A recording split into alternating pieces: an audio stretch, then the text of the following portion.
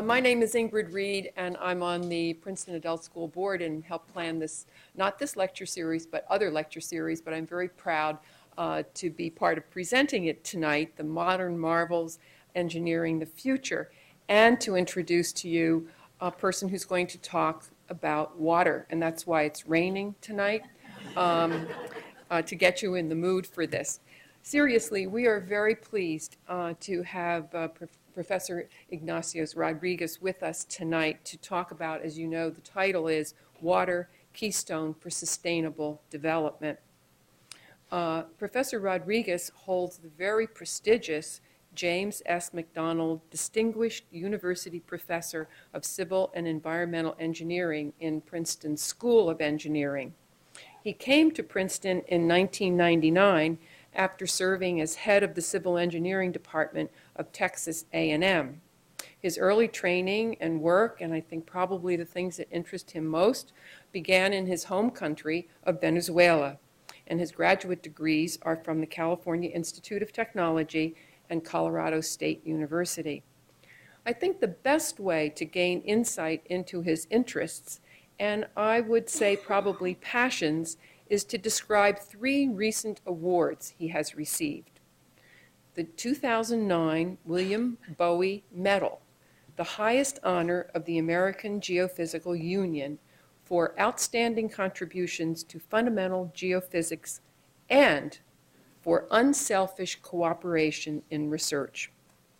The 2009 Edward O. Wilson Biodiversity Technology Pioneer Award, the first of these now annual awards designed to recognize scientists whose work has helped advance the biodiversity of life on planet Earth. And then finally, the Stockholm Water Institute Prize, the first time that it was given to a person from South America, cites his passion for teaching, his dynamic set to solve problems, and his profound desire to understand how nature works. We are very pleased to have Professor Rodriguez with us tonight.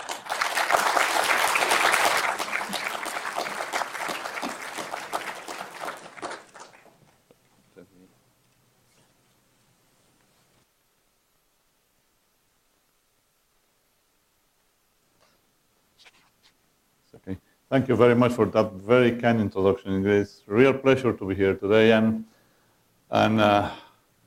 I tend to speak loud, so that will not be a problem, but you will immediately notice my English is not without accent, so please do not be shy in interrupting me if, you know, I speak English not very well and very fast. So, you know, just tell me stop it right there or whatever, okay? That's always in the classes I have that experience. I speak it almost as fast as I speak Spanish, with a very different degree of mastering of the language, though. My topic today is water, keystone for sustainable development, and it's very appropriate for tonight. I thought we were going to have 10 people, honestly, with an awful weather outside. You know, you are really brave people that are willing to weather this rain, and it's a topic that really interests me a lot. I will not be getting into the technicalities of the problem, but this maybe in the question and answer period I can be more abundant on the specific research that is going on in some of the areas related to this topic here in Princeton, specifically with my group. But I want to convey the understanding of why water is indeed what the title says there, the keystone for any sustainable development at any scale, the regional scale, the national scale, or the global scale. And also, maybe a brief picture of the type of problems related to water that are now all over the world, again, national, locally, global scale, and the terrific and very large impact that these problems are having right now in this country and in the world, and also will have even more acutely so in the years to come. And to start with, maybe we can, let me stand in the other way, I like to walk also. It's just a brief statistics there of where we are right now in water. By 2050, it's estimated that half of the world population will be living in countries which are chronically short of water, in regions of the world that are chronically short of water. 500 million people live right now in countries where water is permanently in short supply. 2,400 million people live in countries where the water system is under stress. Water shortage is a major obstacle for sustainable development and is the leading cause of poverty and disease and death of children before the age of 8. The worldwide use of water at this moment, to keep a statistic in mind, is roughly 70% irrigation for the production of food, 20% in industry and 10% in residential. Although this varies a lot among different countries. In the States, for example, the use for industrial type of purposes is much larger than 20%. The challenges are going to be related to all those three of those issues, but especially in irrigation and industry. You know, we have the idea that the tendency to industrialization of different countries is a good thing, and one cannot argue with that. You know, the Industrial Revolution, the United States, 100 years or more than that ago, and right now China going through this terrific industrialization process. Now, that has a very large impact in water. And the equation water, energy, agriculture is a very close and linked one. And now you change one factor, you are going to impact the other ones. Even more so now in the face of the impacts of climate change. Something that is here to stay, and that is going to cause certainly enormous difficulties in this aspect. The water used by sector is this one, the one I put before. As I say, this varies dramatically from places to places in the world. You know, if you look at the domestic one right there, you know, this is the one that we use in our homes. But to give you an idea, just to start, of the magnitude of some of these problems. Here in the States, I don't remember right now, but it's probably of the order of 250 liters per capita in domestic use per day. In Ethiopia, it's less than 2 liters per person. And that includes eating, drinking the water while you're eating, washing, and all personal use in a household. 2 liters per day.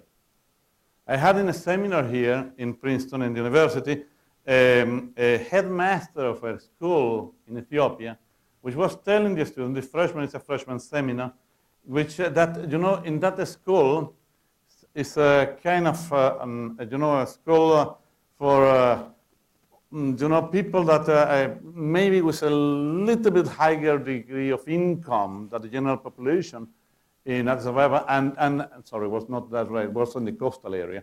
But every morning, it was a girls' school, I'm sorry. Every morning they will give 2 liters of water to every girl. And that was it. Now, that is the face of the problems, that is the magnitude of the problems that we face. And sometimes we don't realize it because here or in Canada, which has even a larger amount use of water in domestic use that we do, and they have the water resources that are probably larger than the one we have in this country. You know, are accustomed to a different type of life. You know, we open the faucet of our bathroom or in the kitchen, and nobody doubts for a moment that the water will come out. In most of the world, you open that faucet and water will not come out with certainty. Sometimes it will come out, sometimes it will not come out. And in some places of the world, it will not come out at all. You have to walk for miles to fetch the water. Now, water, society, and development. Water is, you know, intimately intertwined with society and development. And one thing that we have to recognize is that the health of the economy of a country and the well-being of the societies are dependent very much on the functioning of the ecosystems that maintain that economy. That is easy to say and seems like a logical thing to accept by everyone.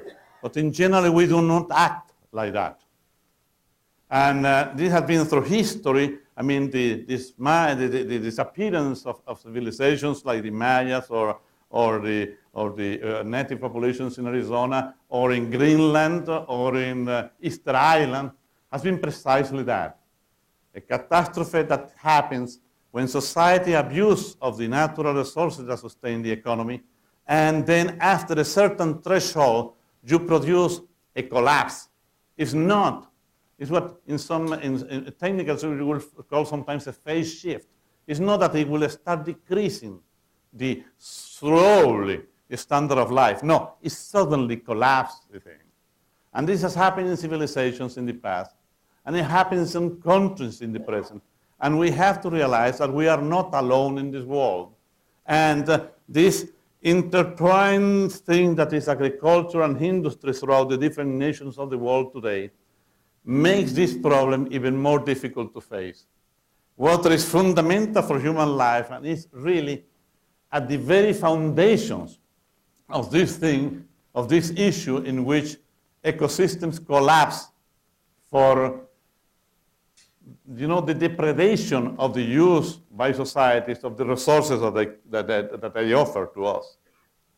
Now, in this issue of sustainability and well use of the ecosystem, ecohydrology, this intertwining of ecology and hydrology, plays a fundamental role. This health, as I said before, of an economy cannot be separated from that of its natural support, from its natural support system.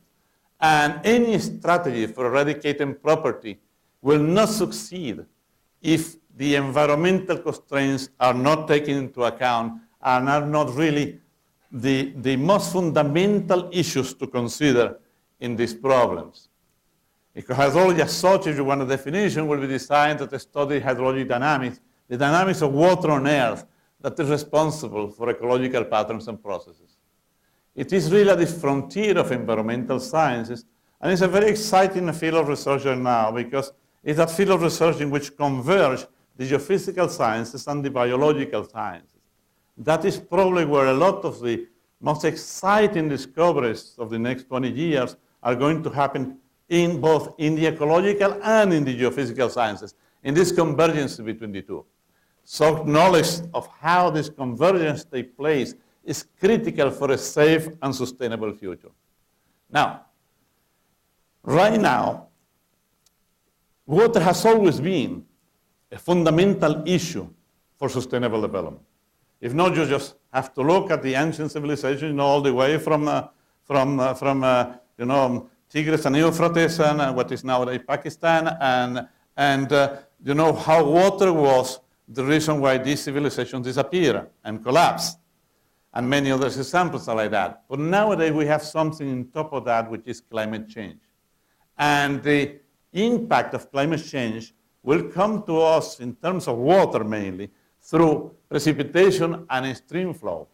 The changes related to precipitation and changes related to stream flow, in both cases, water. So these changes will manifest themselves mainly in the increase of the variability of the resource. And this is something that people sometimes misunderstand. Hey, it's going to decrease the water, it's going to increase the water. Well, in some places it will decrease the rainfall, in some places it will increase somewhat, but in most cases what will increase heavily is the variability of the resource, the variability of rain. And this has very profound implications for the water sources and for the use of water by mankind. The Earth is usually called the blue planet, but one has to realize that 97.5% of it is seawater, only 2.5% is fresh water, and that most of it is unavailable, is in glaciers, ice, or permafrost. And so the resource that we have is, we can run out. I mean, we can use more than we have. It's not something that, it can fulfill all our needs without bounds. It's something that really has some bounds imposed into it. Now, projected demands. Right now, the worldwide average of fresh water withdrawn per person is the order of 1,700 liters per day. For domestic purposes, of the order of 170 liters per day. That's on the average what we consume domestically. As I say, the variabilities are terrific. In Ethiopia, it's less than 2 liters per day. And there are countries which are even in worse shape than Ethiopia. Now, these figures will get worse and worse because the water withdrawn by populations of the different sources of fresh water has been increasing with increasing population and also with the different needs of industrialization and food specifically. All these put the resources under a very large amount of stress, and also the ecosystems from which these resources are very much dependent, river basins, the whole global atmospheric circulation. As an example, for example, in the USA, the renewable fresh water per person has decreased from 14,000 cubic meters in 1955 in 1990 was already 9,900. That's quite a decrease. And in 2055, even with conservation efforts that are being made, it is forecast to be about 7,500 cubic meters. You see, this immediately gives you an idea that the situation is going to get worse and worse in terms of the resource itself. But the resource is very much connected to politics, besides hydrologic realities and population. And there are enormous pressures to use the surface and groundwater resources of any nation. In this country, the classical example is the Colorado River Basin. You know, it's the main source of water for seven states, and a western drought since 1999 has led to a $2,500 million water project being planned right now. To give you an idea, in Lake Mead, the water was about to go below the intake of water by the dam. You know, this is the type of thing that, you know, will call for harakiri of a design of a dam, you know. If you are designing a dam to take water and suddenly you find your water below well, that was never contemplated. That could go below the outlet, the intakes of water. That has pushed Las Vegas, which is a main user of this water, to spend all kind of money to put a tunnel that will go to lead to intakes below to the present ones. Now, why can't Las Vegas do that? Because per capita is probably the city that has more money in the United States. And they say that water flow uphill towards money. And you know, if you can pay for it, well, you know, it's difficult sometimes to impose conditions that will regulate the things. Those are the facts. It's the lifeline, the Colorado, of 20 million people in 7 states. And, you know, in the last 7 years, now 9 years, it was 2 years ago, in the last 9 years, only 1 year has been above the long-term average. Now, all kinds of disputes start because of this between different states. And in this country, they are settled in the Supreme Court. And that is fine. But in the international level, there is no such a thing as the Supreme Court, and they are settled with wars and with all kinds of problems. It's not only in the Colorado River, you know. In this country, for example, farmers in California, an agreement was reached in 2007 in which the farmers between the farmers and the Metropolitan Water District of Southern California, where farmers just sold the water. The need for water was so much that the Metropolitan Water District came and said, okay, I will pay you the value of your crops. Just give me the rights of your water for several years. And that was done. And of course, that has an immediate impact in what? In agriculture. Those farmers are not producing, and in the economy of the state. But those type of things are taking place both nationally and internationally. As examples only, Lake Mead is more than 80 feet below the normal level. That's quite a distance from the normal level. The Aral Sea was once one of the world's largest freshwater bodies, and now it's almost dry. Why? Because the Soviet Union decided that it was very productive to irrigate lands to produce cotton, textiles, which bring a lot of money to the economy, and then diverted the main 2 rivers that will feed the Aral Sea into dams that will go for irrigation purposes and not to the Aral Sea. You know, a few years later, the sea is beyond recovery right now. Many of you may have seen photos of that. It's just parched land. I mean, it's gone. I mean, you can see even pretty large ships just sitting in the land there. The Dead Sea could disappear entirely by 2050 because the Jordan River is being diverted for all kinds of things, and also the water tables are being overexploited. You overexploit the water table when you take more water than it receives from rainfall.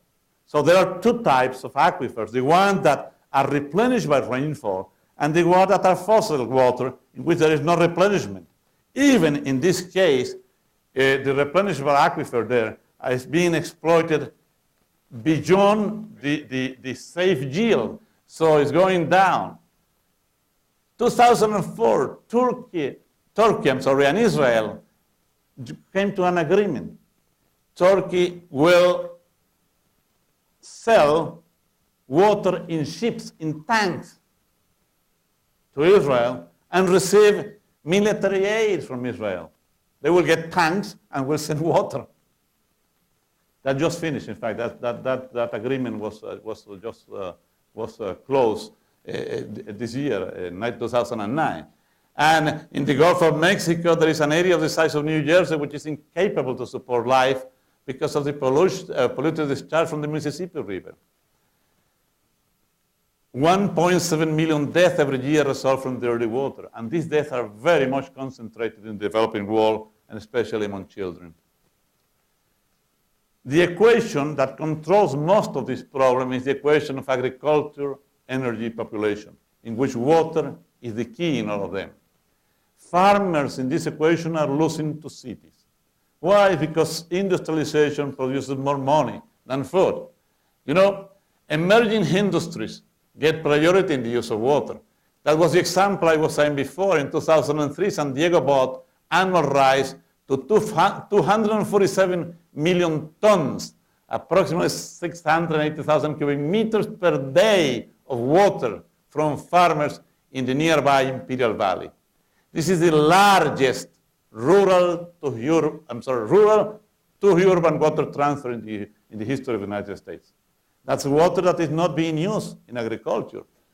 And farmers are losing water not only because they are faced with this competition from industry, but also because they are faced with a shrinking supply because of climate change.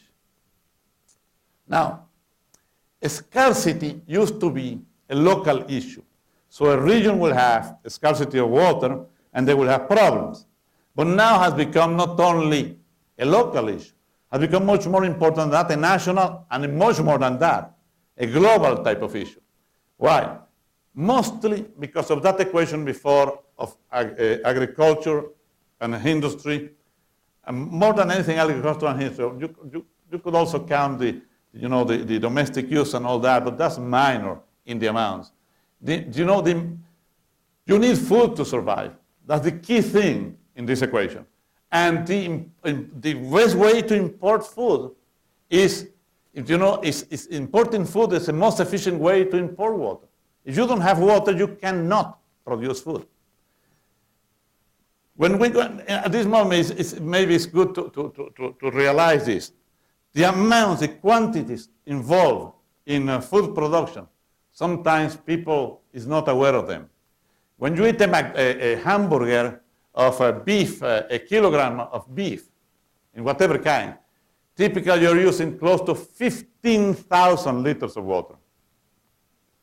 When it's a kilogram of poultry, it's about 3,000, rice close to 2,000, wheat a little bit under 1,900 or so liters of water. Now, these numbers are gigantic, but that's what people eat. And it's been a transformation in the culture of different nations from more crop dietary type of aliments into more meat type of things, pork, poultry, or beef. That has a terrific impact on water, as you saw there. Now, you see, when we talk about this, we have to consider two things in here. It's good to differentiate between green water and blue water. The green water is what we call the water that comes from rain, and the plants use directly from the soil. They transpire, they produce the biomass, the crops grow. That's green water. 70% of the agriculture of the world is based on green water. 30% is based in blue water. The blue water is the one that comes from the reservoirs, from the aquifers, and the one that we manage. The other one we cannot manage. It comes from above. It comes from the clouds, rains, and the plants use it. Now, this is the difference between irrigated agriculture and non-irrigated, rain-fed agriculture. The United States is in a wonderful situation in that aspect. Most although the statistic is not very clear, probably 60 or 70% of the agriculture of the United States is rain-fed. That's great. China, on the other hand, is the other way around. It used to be, and still is, that the largest percent of the agriculture in China comes from blue water, not from green water. It's irrigated type of agriculture. This has dramatic consequences, both in terms of the efforts of the economy and also in the impact of climate change. Most of the developed world will live or die in terms of green water. To believe that we are going to build dams all over the world to regulate, to control the storage that will provide enough quantities of blue water to feed the people, I think it doesn't hold much truth to it. I mean, technology, for that you need an amount of technology that it will take a long time, if ever, to reach in some parts of the world. It's green water with traditional methods of agriculture, and that can go a very, very long way. True. But you see, true, but on the other hand, every country is connected to any other country. I said before that the best way, I think I had it there, before that, the best way, the importing food was the most efficient way to import water. We talk nowadays about what is called virtual water, the virtual trade of water in the world. And, there were three main producers of grains and food in general, but mainly of grains, for feeding the world, were the United States, Russia, and China. The United States keep doing the job.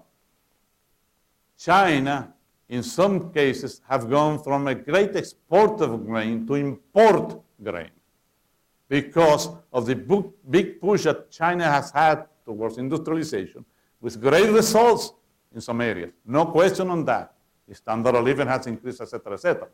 But has to import right now some grains, and it imports from the United States. This poses extremely interesting political situation, because people say, well, who has the external bond, the bonds of the external debt of the United States? China. And who is important? Where is China important part of the food? United States. It's kind of a game that goes way beyond just the issue of water plays a most important role. But you can see immediately the political implication that this has.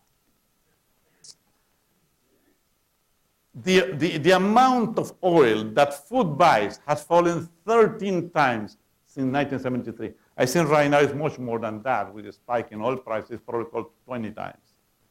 What this means is food prices have not gone up dramatically. Are starting to go up very now, okay? But in the last 20 years or so, what has gone up very much is oil. So, different nations decided that agriculture was not really the best way to put your efforts into. It was much better to go full industrial type of thing. And I cannot argue with that. But as long as you keep a decent balance with agriculture, with the agricultural basis of the country, this trade of water, of virtual water between different countries, It's an extremely complex network. And if you see a map, I tried to make one, but it didn't come out very nice. You will see arrows going from a country to another country, exporting, for example, suddenly you find Belgium exporting bananas. You say, what? No, Belgium doesn't produce any bananas. And, well, it's a way for Belgium to get more virtual water. They import the bananas from Guatemala, give Guatemala something else, and then they import enough banana to give another client, to export themselves. And what they are exporting really is virtual water. The thing has come to a point in which countries are releasing large pieces of land around the world in other countries to cultivate. For example, Saudi Arabia. Saudi Arabia is leasing right now big tracts of land in Ethiopia. Now you can imagine the complication that this brings in the international scene. Ethiopia, Sudan, and Egypt, among other countries, but those three countries are the main ones, are beneficiaries of the Nile. Most of the Nile is born, most of the water of the Nile comes from Ethiopia, really. The headwaters, the blue and the white, okay? And, Egypt was the big gorilla, the big country, how they call it, the 64,000 gorilla, whatever it is, the big, powerful country in the region. And has always posed the thing in very dramatic terms. You touch that water, we go to war. This has been found, the argument has gotten, I don't think has any basis, but anyway, the rationale has been that the English, in a Treaty of Khartoum, they decided so much water for Egypt. Of course, they were in Egypt. So much little water for Ethiopia. Ethiopia were the Italians.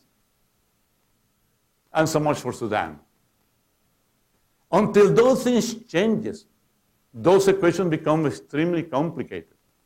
And this leasing of big tracts of land for agriculture is taking place right now because of this importance of water for food. If you don't have the water, you cannot grow the food. It's as simple as that. That's the case of Saudi Arabia. Saudi Arabia years ago decided, when the big, after the 1970s oil crisis, OPEC embargo of oil, with the prices skyrocketed and all that, Saudi Arabia got a little bit cautious and said, well, they may do the same thing to us in food. Let's grow our own food. And they put an enormous amount of resources to try to grow their own food, overexploiting the aquifer, which is the only source of water for Saudi Arabia, which is a fossil aquifer. It does not have a natural recharge. Was so expensive and with so terrible results that had to be abandoned a few years later. Right now, Saudi Arabia lives from virtual water. When you import food, when you are importing is water. It's a trade of water that goes around the world. Now that trade takes place in two types of commodities, the green water and the blue water, and they have very different costs.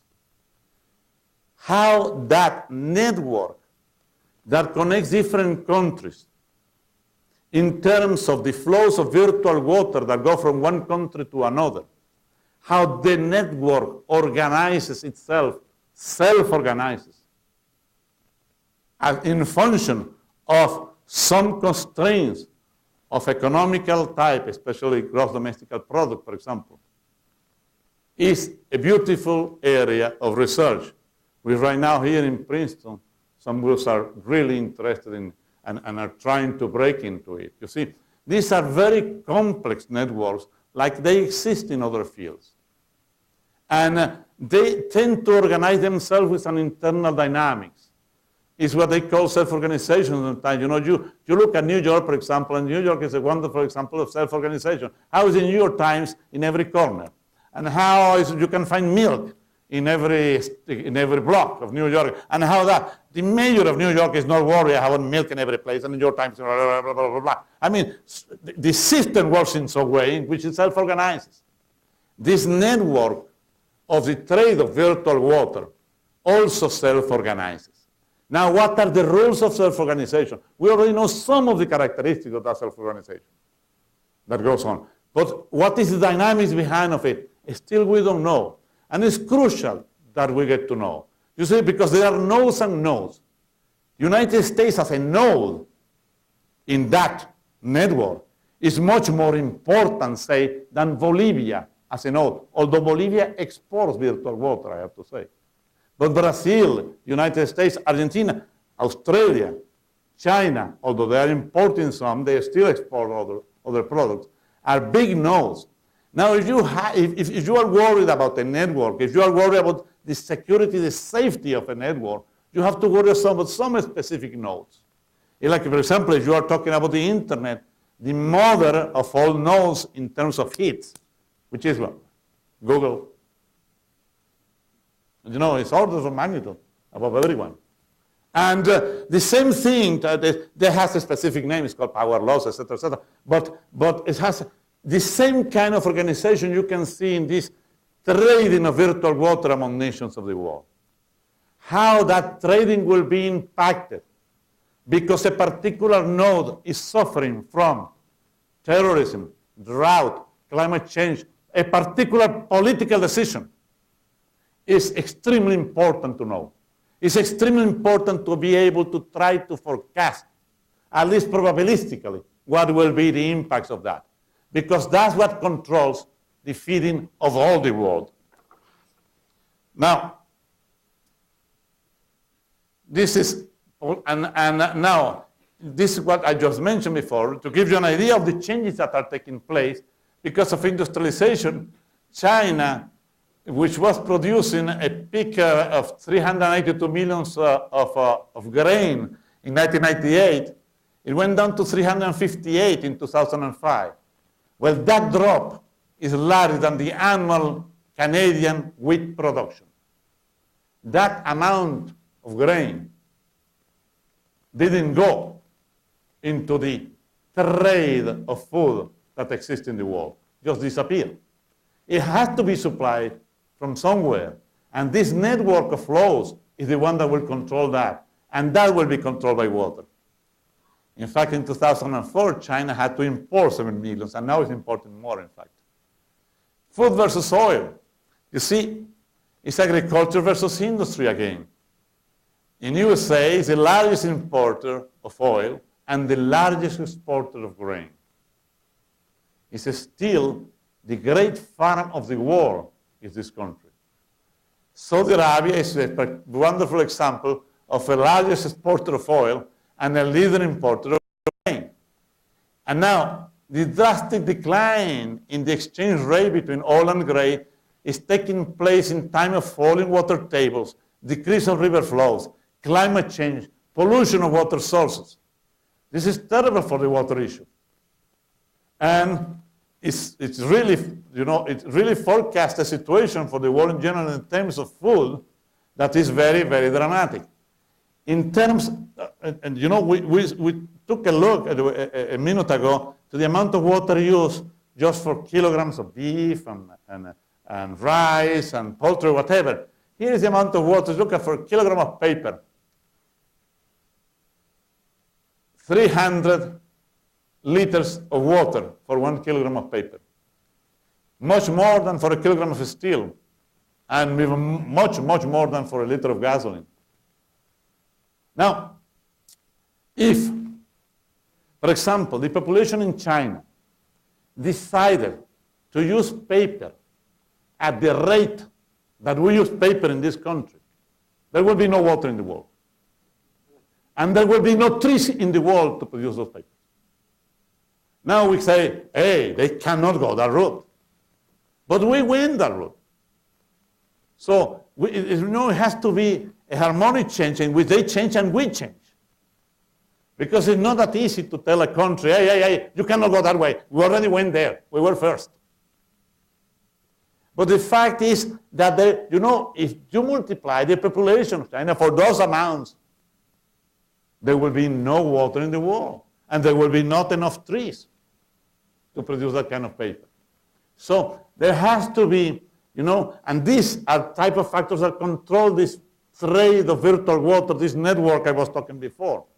That's why it has become, from a local problem that used to be, to a regional and then national problems, now is very much so a global problem. Now, all this, I said before, in top of all that is climate change.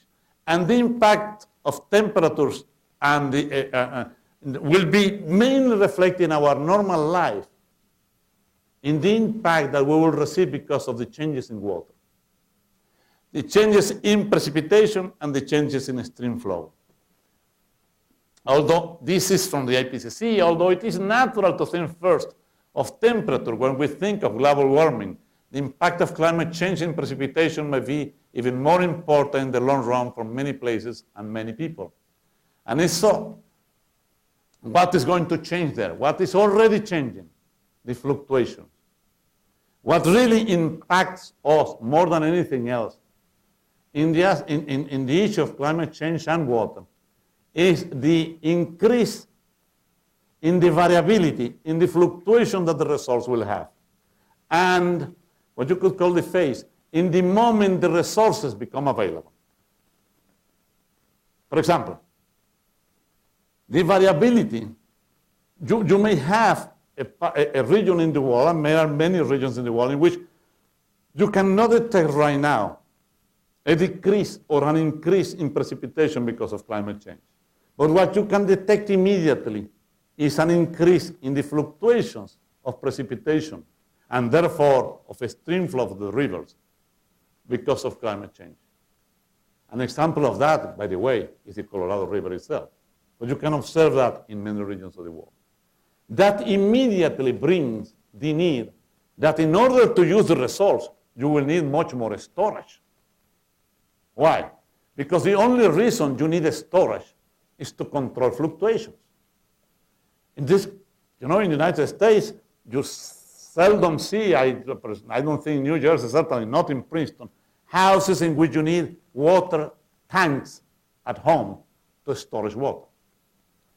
Almost everywhere else in the world, and almost, you take 10% of the world out, in the places where you have water, you have to place tanks. I will tell you a personal experience. Years ago in Venezuela has plenty of rains and rivers, the Orinoco, and many rivers, etc., etc. In my home, my house, I designed the tank. I say, I'm not going to be stupid here, And against all sanitary norms, because it's not good to have large storage of water. The first tank was of the order of 12,000 liters.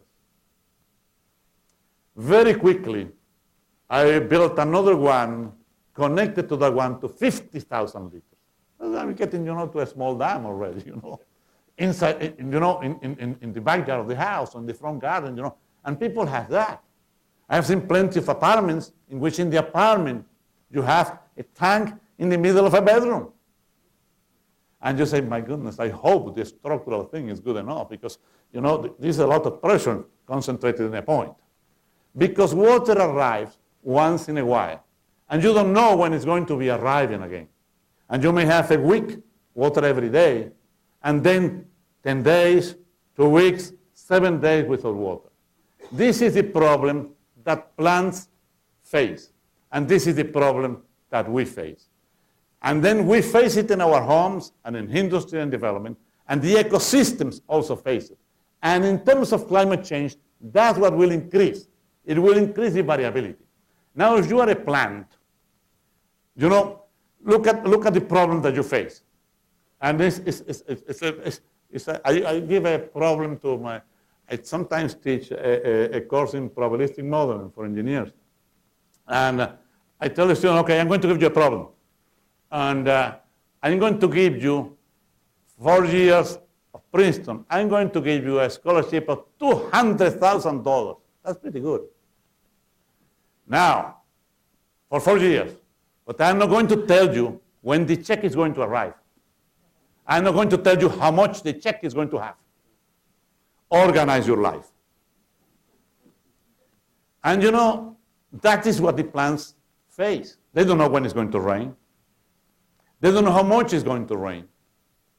And that's why some plants have deep roots and some plants have short roots. In the case of the students, I always find that it's very interesting to see the division between them, between what I call the Anglo-Saxon mentality, in which, people say, watch out, I cannot spend so much because, I don't know when the damn check will arrive again, blah, blah, blah, blah, And they are, and what I call the Latin mentality. The check arrived, boom, I will spend it, I will have, and the other one should arrive not very far from now, okay? And in fact, it's very easy to model. You model a little bit mathematics as a Poisson process, the arrivals of the thing, and then what they have to do is build a small computer program, very, very, very, very simple to do. And then the evaluation, the grade is given for your quality of life. If you are always living like in pauper with a $200,000, you don't get a very good grade in the assignment. Now, if you are living, in the other hand, wonderfully well for 2 weeks and dying of hunger for another 2 weeks, you also don't get a very good grade. Well, those are the plants. Plants have that kind of decision, you see, and that's why you have grasses, which are very much like Latin style, by the way. They have short roots, and they transpire as crazy when they have water. To hell, let's go. And you have trees, which are much more Anglo-Saxon style. There is a storage in there to be taking the water when they need it for the production of biomass. Well, with climate change when climate change is here, the effect of climate change will be precisely to change the variability. And if you have been accustomed to a certain variability and have grown accustomed to that and have evolved according to certain rules of the game in the variability, you're going to be faced with an increased variability. And that will make your life much more difficult. That will put ecosystems into a lot of stress. It's not so much, hey, is the water going to decrease or not? Probably will, maybe not in some places, whatever. Much more important is going to be the increasing variability. And that increasing variability, nobody argues that is already taking place. Now, this is an example of that. This is Kenya, and this is the Upper Ewaso Njiro Basin. And there, very much in there is an Impala research station where Princeton has a research station, which I don't know how long ago was it donated to Princeton. Decades ago. And we send on the graduates and graduate students there. And right now, there's a group there, and some of our graduate students do thesis, and some of the graduates also do thesis, and both in engineering and ecology and sociology. They go there and work.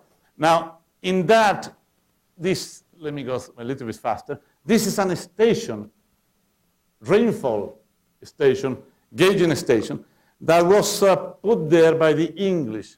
And God bless the English, they collected very, very good records of rain since 1920, which is very, it's not common everywhere and much less in Africa, and 1930 really.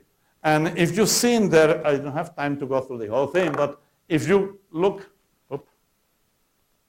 let's look at the long range here, okay, and this is the rate of arrivals of storms, and lambda days to the -1, and which is the one, of course, I'm sorry. This is the one I want. This is the important one. This is the early season. This is the rate of arrival of a storm, meaning the number of wet days during the growing season. And you see here a decreasing type of trend. The units are days to the -1. So when you say 0.2 is one storm, one wet day on the average every 5 days. And on the other hand, if you see the amount of rain that the different storms bring, it tends to go up. It goes up. Now, what is happening in this particular case in Kenya is that, and over the whole country, in fact, is that the number of wet days during the growing season is decreasing. The number of rain events is decreasing, but the size, the total amount of rain per event is increasing. It's like the check was arriving now with, on the average, at a longer time span, but the amount of dollars it brings is more. That's bad for a plant. Anyone who has a garden knows that it's much better to irrigate, to water the plants a little bit with certain frequency than just a lot unfrequently. That's no good. And then what is happening then is that the distribution of vegetation in the basin is starting to change. So species are getting out, are being displaced by other species that are more fitted to live in this type of conditions. And that you can observe already in Kenya. Now, in many parts of the world, including Kenya, but also in all Central Africa, what is called the Kalahari region of Africa, savannas are extremely impacted because of this. Savannas are extremely important all over the world, but especially in the developing world, and are this stable, or more or less stable type of living together between trees and grasses, which have very different characteristics. The grasses are short, the roots are not deep, the trees are tall, the roots are deep, and nevertheless, they live together, making optimal use of the water. How do they make optimal use of the water? They make optimal use of the water because the grasses, which are very Latin in their response, tend to contract and go dormant or die into quotation marks in the word die because they also write very quickly too. Okay? When you have a dry period, a dry year, allowing the trees to use the water that if there was not a drought on, it will be enough for trees and grass. So this balance in there takes place, and takes place because of the dynamic character of grasses. Now, with climate change, it starts impacting the thing. This dynamic equilibrium between the trees and the grasses is lost. And suddenly you go from an stable ecosystem in which you have these two types of vegetation, very different, providing a livelihood to a lot of people in the region. Both trees and grasses are necessary. And in there is an equilibrium, a peculiar equilibrium, but an equilibrium of pastoral societies and farmers. And in one, if the grasses go out, then very quickly the pastoral societies are in problems and their livestock starts eating the trees.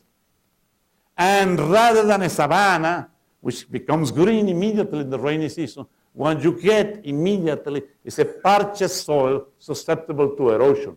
And after you get into this kind of soil condition, in which the vegetation disappears, and you are hitting the boundaries of desertification, there is no way back. Desertification, what we will call an attractor, which is very difficult to get out of it. You don't get out of desertification. And in these delicate systems, in which one type of vegetation and another type of vegetation work together to benefit of each other, this time of increase of the fluctuations of rainfall is terrible and dramatically impacts this interplay between them, leading to desertification. It's not only that the case in Africa, it's also the case in southern Spain, where a very important region of agricultural character for the agriculture of Spain and for many cities of the world come from the Valencia, Alicante, Murcia, all this part of Spain in there. That, if right now, some parts of that region are going to are in danger of desertification, precisely because of that. Now, how are we going to change that? Do we have time? Do we have hopes to change that? Well, there are some effects that are already running and will keep running. But certainly, we can put everything, all our efforts, in try to slow down some of these impacts, and we can do a lot. We can do a lot. Now, some kind of, understanding and some kind of mutual acting together between nations have to take place. Because, as I said before, this is a global problem in which everybody is interconnected. This is not a problem in which the United States or England or Italy or Egypt or whatever can say, we are in our own, tough luck for you. No, no. In fact, if you look at a map, I'm sorry I cannot put together a nice one, it becomes a mess of lines going in and out, of the world trade of virtual water. United States is the Google of that network, true. But it's also the node that has more arrows coming in. Meaning, we are the country that has more arrows coming out in total volume of water, okay? We were also the country that has more lines coming in. Why? Because of the imports that this country needs and is able to pay for. And those imports go all the way, not only in food, not only gasoline, but also in cotton. And when you buy something that says made in I don't know, in the Soviet Union, that cotton probably came at the expense of the Aral Sea. So this is a global problem that will need to be tackled with global policies. We are still on time. Yeah, we have time, yes, but we don't have a heck of a lot of time. The problem of water in the world is really crucial and is the controlling factor of both the equation for agriculture and food and the equation for energy. I have some more in there, but I better stop right now and ask you, for questions from the audience. We have still some time to go. Thank you very much.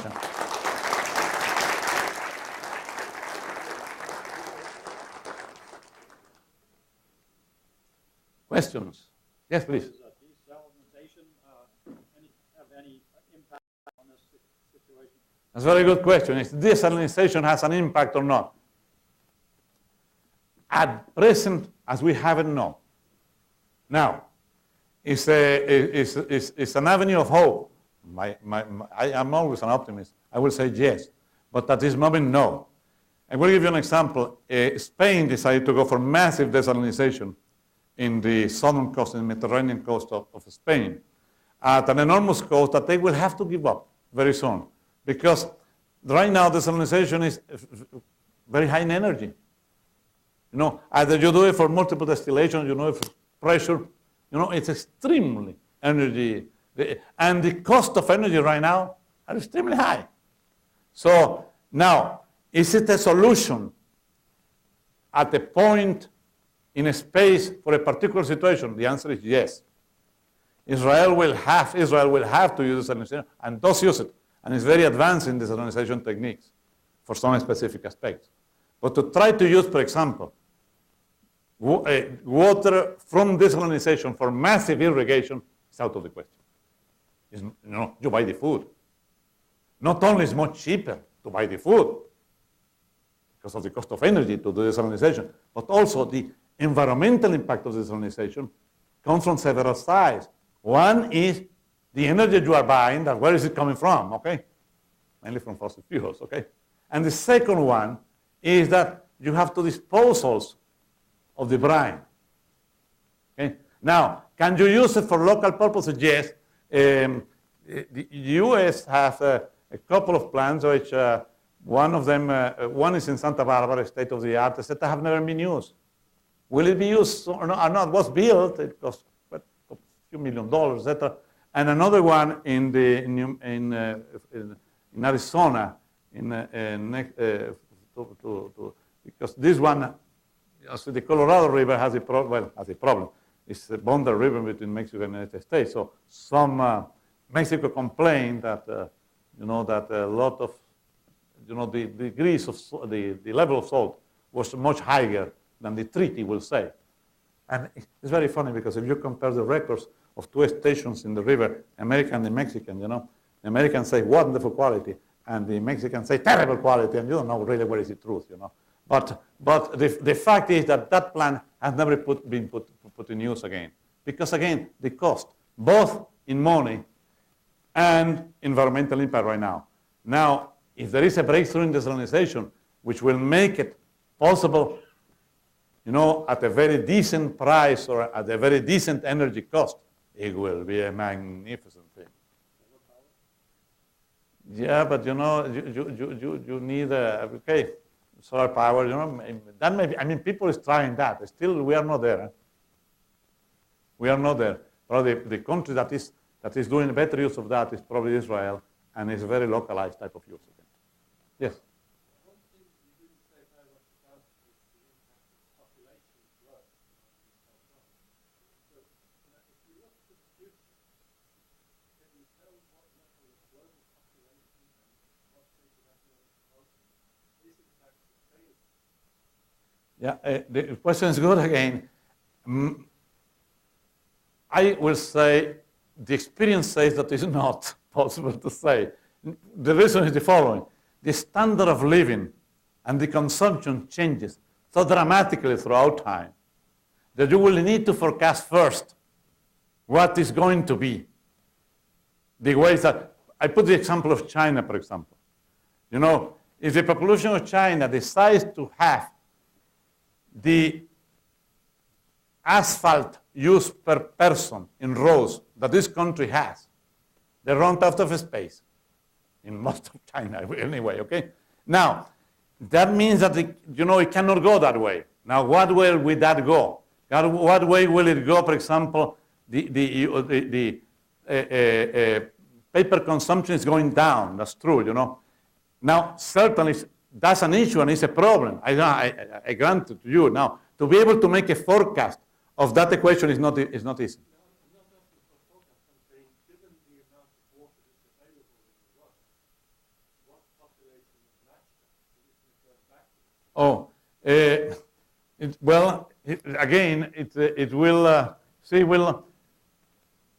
The problem, I don't think it can be tackled that way. If you have a certain level of training and education in most of the developing world with respect to the use of green water, you could solve nowadays most of the problem. Niger in Africa is a good example of that. With a very, very down-the-earth technology, and it's not a particular rainy country, they have advanced a lot in their own food production for the nation itself, in parts of the Niger, not in all the Niger, okay? Now,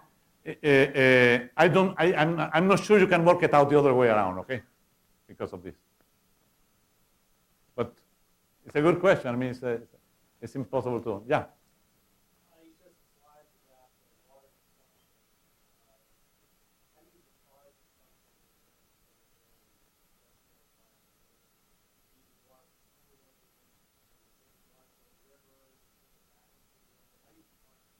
Is the water that is, if you put it back into the river, if you use part of it and put it back into the river, you only count the difference between what you get in and you put out, okay?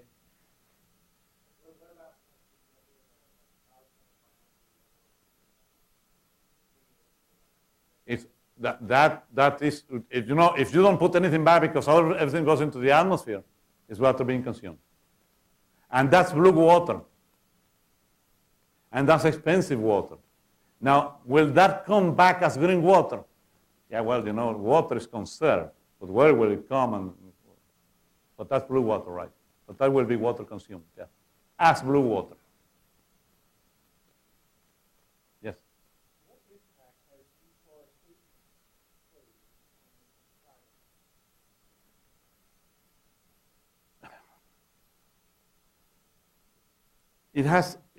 has deforestation played the roles of deforestation are multiple. It has an impact in climate change, okay? And we know that, okay? Because it impacts the general circulation of the atmosphere, It impacts the heat balance. You take out the plants, you take out the transpiration. And transpiration is a heat pump. And so it has an impact that goes, if you deforest large tracts of land, depending on where the land is, you can have major impacts in the global circulation and impacts in the rainfall in places of the world you wouldn't even think of. The most crucial example of that is the Amazon. The Amazon is kind of the longer system of the general circulation. It's an immense river basin. The river itself is, what? More than 10 Mississippis, one on top of the other. The average flow of the Amazon is over 200,000 cubic meters per second. That's a heck of a flow. One cannot even imagine that until one sees the river. Oh, I say, my God, this is the sea moving. Besides, it moves at full speed, more faster than general rivers do. I mean, usually rivers do. But now, deforestation in the Amazon, that's why people are very worried about the Amazons, okay? Now, but deforestation has another problem. Deforestation also has a problem that when you take it out, you are going to risk soil desertification. And also, why did you take it out? Because if you deforest, many times the deforestation takes place to put crops in there for energy purposes. This is what is going, for example, with ethanol. Ethanol has led to a big push in some areas of the world for deforestation. Let's take out the trees and let's put either corn or sugar cane, etc. Different types of ethanol. If you are working with sugar cane ethanol is much, much more efficient than corn ethanol. It's of the order of 8 units of energy per unit, 1 unit you input into the system. In the corn ethanol, if you are lucky, you have 1.5. Now, one question you can ask yourself is, why corn ethanol has been so popular in this country? And the only reason I think is political.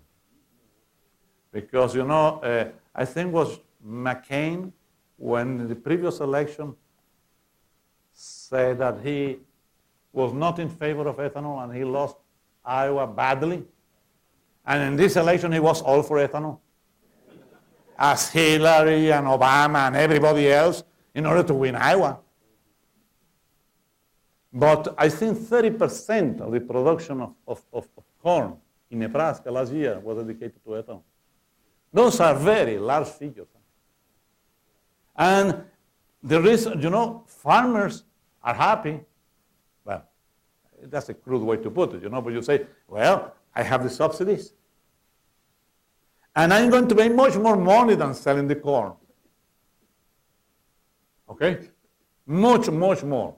Now, that thing not only takes food out of the equation, and this is a global village. I mean, everybody is connected. That's corn that will not be available, but also leads to conditions in the soil which are quick, lead to quick erosion of the soil. And you will end up losing the whole thing. Now, again, they put in the question, one slide was the word politics in there. No? Politics plays an extremely important role, both at the national level and at the international level in these things. But deforestation most of the times takes place for reasons like this. In this country has not been for ethanol, but for example in Brazil, has been to have more tracts of land for that. I'm sorry. Yes, I'm sorry. Discussing politics, in your opinion, is there or is there no global warming? And what creates, as a non-scientist, I find it puzzling. What creates reality? Let me put something first. I'm not a climate researcher, okay? But I will tell you something. The enormous majority of climate researchers will, without inclination of politics of any type, will say, yes, there is global warming already going on. Now, time out. Nobody, 100% of the people will say global warming. But what we're talking about is the causes of global warming. And natural causes or anthropogenic causes. There's a trend towards warming, that's a given, okay? Now somebody could say that's a trend towards warming that has happened in the past. Or that's a trend towards warming because has very clear causes of anthropogenic origin. That's the point, really. I think what your question is referred to. And I will say the immense majority of climate researchers will say, yes, there is an anthropogenic component, and a strong anthropogenic component of global warming. What we can detect as hydrologists is the impact. But I can, I don't deal myself with it, with the problem is anthropogenic or not. But I'm here in Princeton. We have an excellent group of climate researchers in the Ocean and Atmospheric Sciences program, which I don't think you will find anyone in there that will deny the fact that but I have to grant to you that there are some people, respectable people, but it's a very small minority, very, very small minority.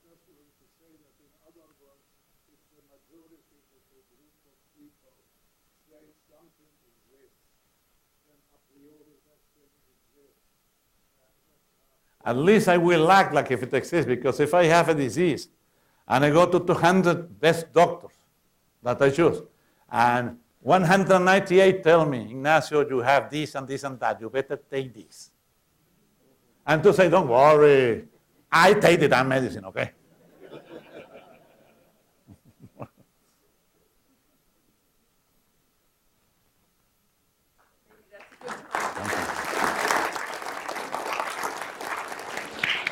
Thank you.